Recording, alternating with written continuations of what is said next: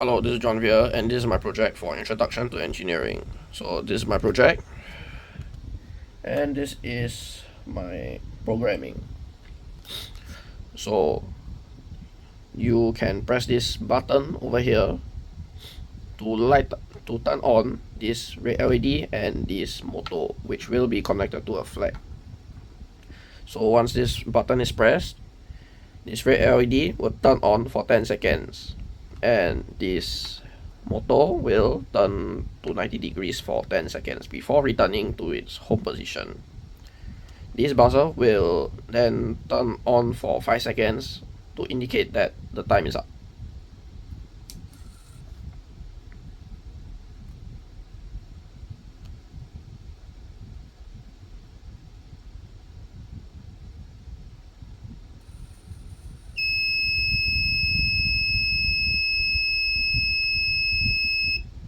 The other button also works the same, except it controls this green LED instead of the red LED. So this green LED will turn on for 5 seconds, indicating 5 minutes, and this motor will then turn to 90 degrees for 5 seconds before returning to its home position. The buzzer will then turn on for 5 seconds, indicating that the time is up.